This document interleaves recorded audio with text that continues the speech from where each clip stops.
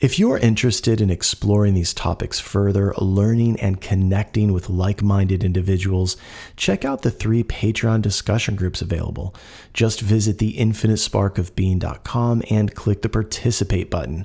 I also offer a free meditation group online every Sunday evening at 8 p.m. Eastern.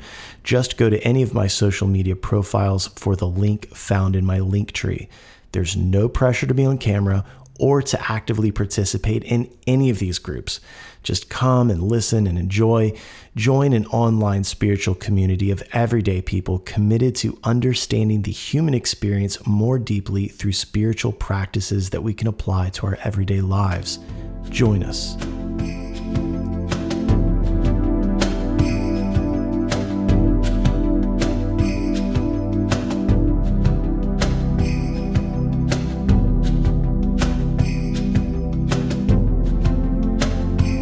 Welcome to the Infinite Spark of Being podcast. My name is Keith Welsh, and in this episode, we're going to talk about the absolute necessity of a meditation practice when it comes to changing our experience of the human birth, or just clearing our karma.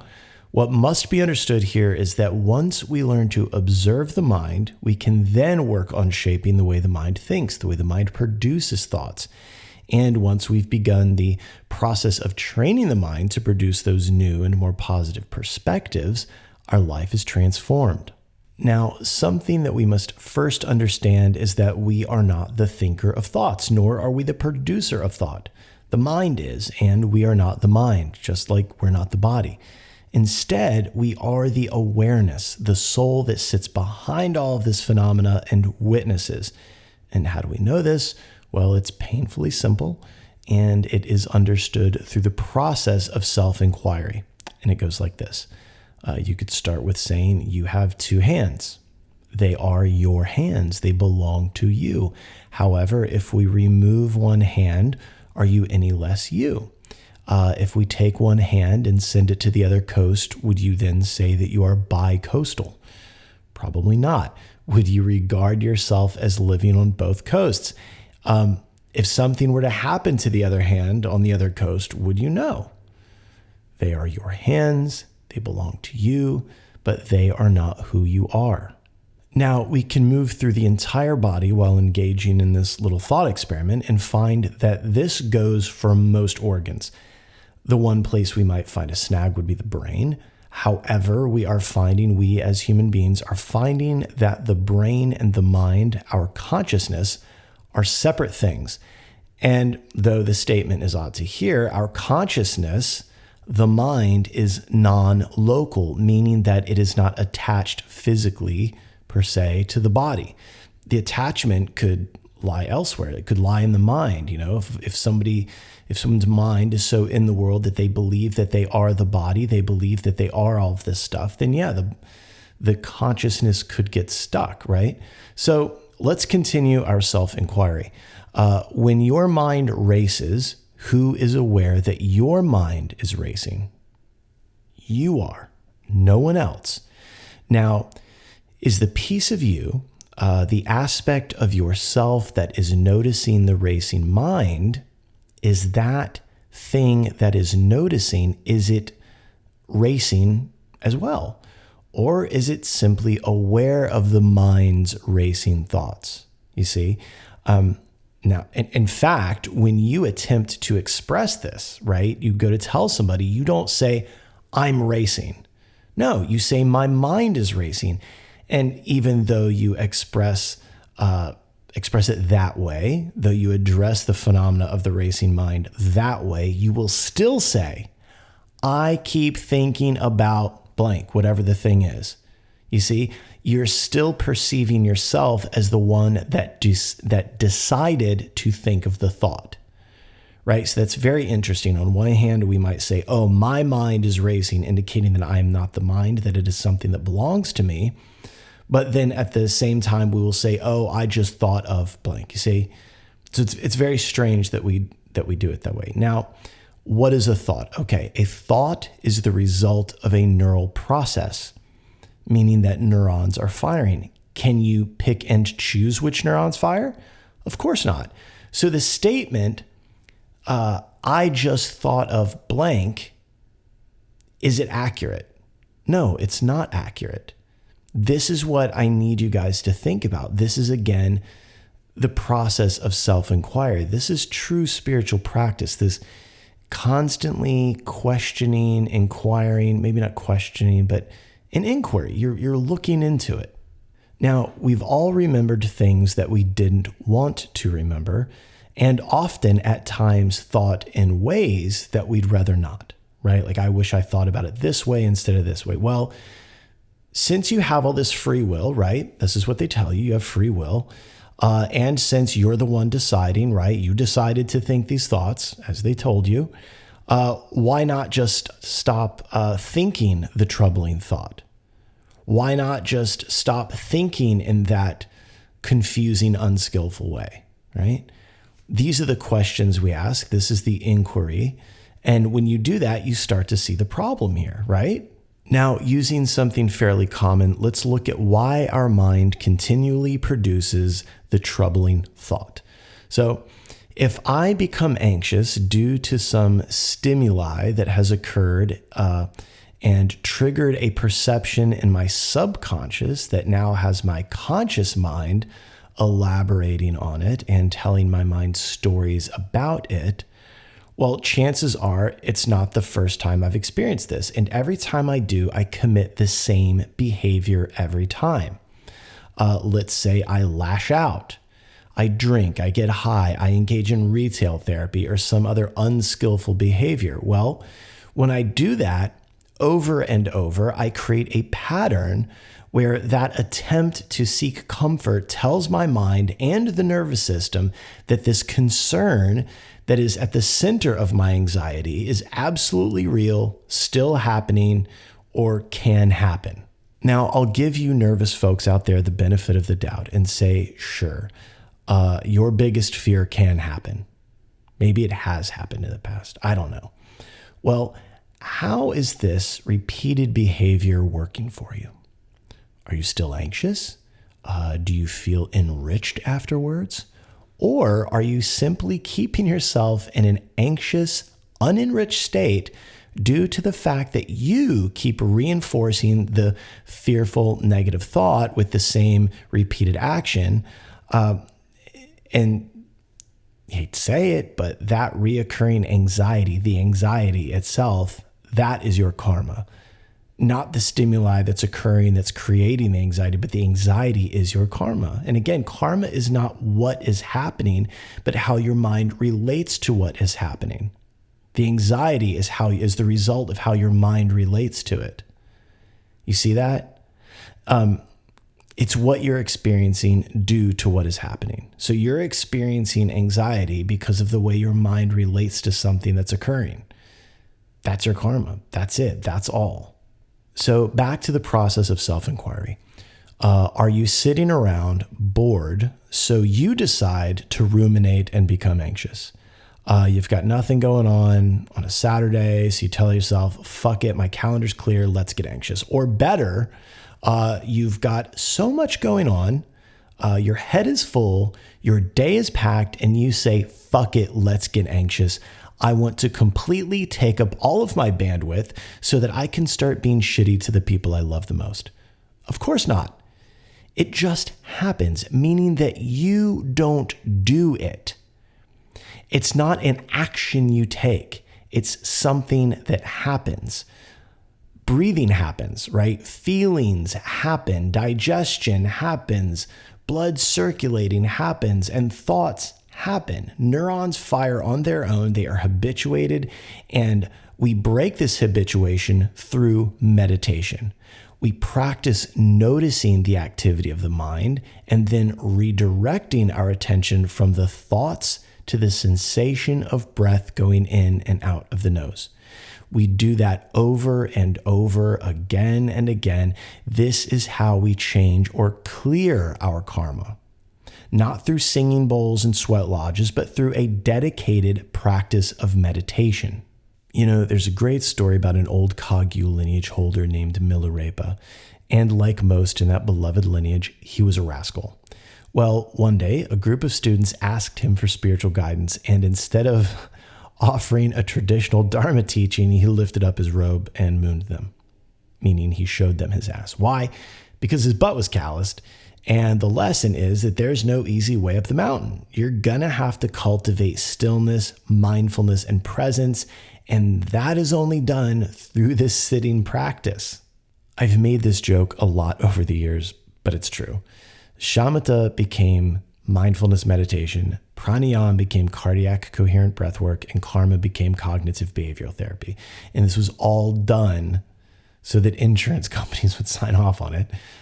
So really what it is we become mindful of the breath and in turn change our behaviors, our thoughts, and inevitably our karma. That's yoga. That's why Patanjali's Yoga Sutras centers around the act of meditation. That's why the Bhagavad Gita, Krishna is explaining meditative practice. I mean, meditation is at the core of all of this. There must be some sort of meditative act that induces stillness. There must be some way, some sort of behavior that allows us for a moment to identify as the watcher or to be the watcher. The more we watch, the more we notice that there is a quality within us that is simply observing or something that is simply attentive. And what we see is that though we may not be the thinker or the creator of thought, nor the one that controls the firing of the neurons, we are the one that moves the attention. We have the power to point the noticing quality toward the phenomena of thought. That's a big deal. And when we learn to sit as the witness, we acquire a natural space. Viktor Frankl said, between stimulus and response, there is a space. In that space lies our freedom and the power to choose our response. In our response lies our growth and our freedom. Trauma responses, anxiety, ruminating thinking, grief and loss, stress, these are all reoccurring patterns in the mind. They're often the result of reacting the same way over and over again. Why do we do this? Because the mind believes the past is still here, happening now, causing the nervous system to respond accordingly. What the mind perceives, the body feels. Mind transformation and restructuring, MTR, offers a pathway to release these patterns. It guides both the mind and the nervous system out of these repetitive cycles and into a lighter, freer way of being. If this resonates with you, feel free to reach out via direct message or through the contact section at theinfinitesparkofbeing.com. You don't have to live the way you've been living. Change is possible. The breath is that space. Coming home to the breath, that warm space in the throat at the bottom of the exhale when there is no breath coming in or going out, that is the space where we do something else. That is where we reset the old karmic loop and create new patterns of behavior that result in more skillful responses and in turn, better experiences. Through this process, we outgrow our habituated karmic response. I'm sure I'm making this seem simple, but it's not. This is why Milarepa showed the students his ass. He showed them the calluses from sitting and breathing. He didn't give them a book to read. It was as if he said, start here, sit down and shut up. See what happens if you just sit. Yes, read texts. You know I'm a big proponent of reading the text. You have to learn the information, but you also have to practice. And I'm sure some of you are saying that same old tired shit of, I can't meditate, my mind doesn't stop. Well, no shit, Sherlock. It's not going to either. Remember, if you don't, you won't, right? Like when your mind finally stops, there won't be a breath to go to. Don't worry. That's not the point. This practice is not about stopping the mind. It's not about forcing the mind into a different place either. It's about teaching the mind through holding space for the mind. To hold space for someone would mean that you sit with them while they whirl and spiral. You don't try to force them into a new perspective or something that you approve of or give them information that will relieve them. Holding space is about sitting with the person as they are And that's what we're attempting to do with the mind. This is why meditation is referred to as shamatha. Shamatha means calm abiding or mind calmness, as we sit with the mind as it is and abide with it in whatever state it is in. We deprive the thinking mind of the reassurance that its every whim is well-founded, objective, and should be taken with the utmost seriousness. We're also teaching the nervous system not to begin a drip of adrenaline and cortisol every time the mind begins to tell the body a story about danger, failure, or loneliness. We just learn to sit.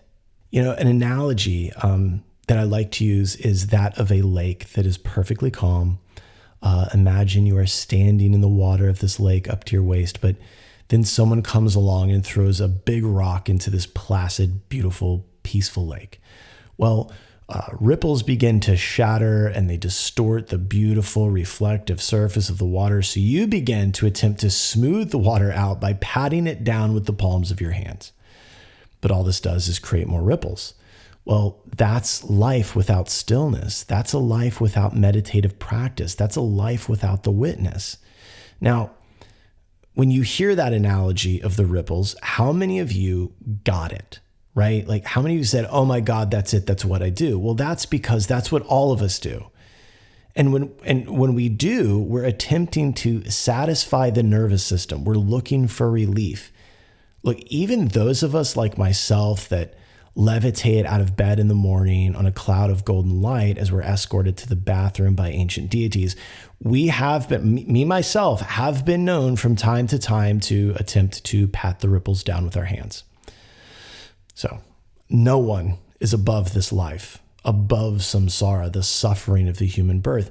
Everyone has their sensitive spots, their tender places, and thank God we do, lest we are doomed to just float above the difficulty of life without ever having the opportunity to grow, to feel what it is to experience the pain in this birth, because that pain is the doorway. It's the stone that sharpens the sword that cuts through to the truth.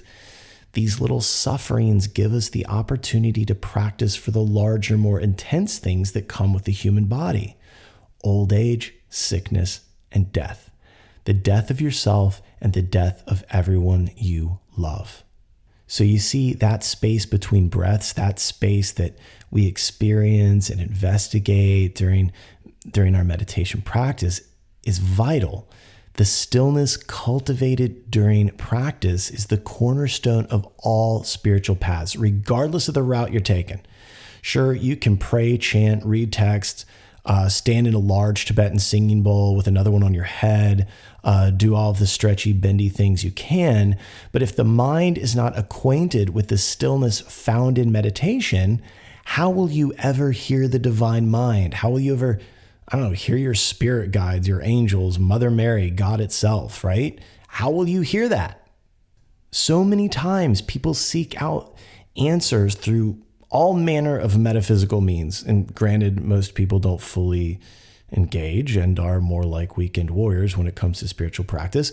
But more importantly, they never engage in meditation. They stay in this busy rajasic spiritual place where they go do this thing, they go do that thing, they go to this retreat, do this $400 weekend immersion, but no one ever just sits.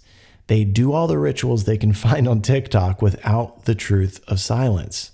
So no, we're not going to do guided meditation in this episode. I'm not going to teach you how to meditate today. Today, I'm simply going to say that you have to. You can't afford not to. However, I do offer a completely free group on meditation every Sunday evening at 8 p.m. Eastern. The link is available in my link tree. So at those, we talk, we sit, we talk some more, we talk about method, we talk about how our lives are opening up, we talk about the breath and how it's been so vitally important in the creation of space that has completely changed our lives. Remember, that space is where we find the ability to choose a new option instead of the same old unskillful behavior that got us here in the first place.